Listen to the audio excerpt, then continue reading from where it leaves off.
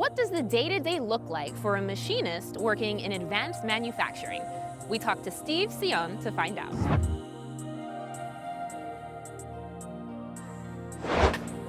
I'll come in, clock in, and then I just power up my machine. A lot of what we make with the CNC are components that go out into the machines out on the shop floor for production.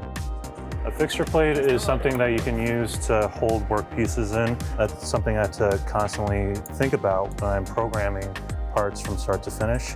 Are there any sides to this part that I could hold on to when it's done? Is there going to be enough material to hold on to? Stuff like that. So what they used to do was make a lot of the components by hand in an old-fashioned way, where things might not be as precise, and they would have to kind of go around that and make do with what they got. But because we're able to make things with a lot more precision and accuracy, things are running a lot smoother out there.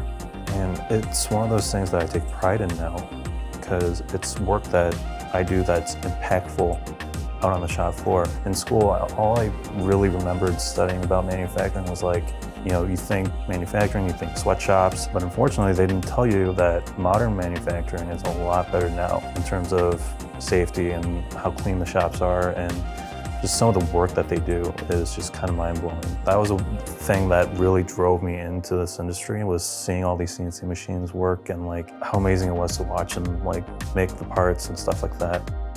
My experience with going to college was applying because I thought I had to. Had I known beforehand in high school that there were trade school options that actually help you develop skills that you can utilize at your job or outside of work, that's something that I would much rather prefer. A friend of mine offered me this opportunity at a manufacturing career internship program. At the time, I thought, might as well just give it a shot and see where it takes me. And it was one of the most life-changing things I've ever gone through.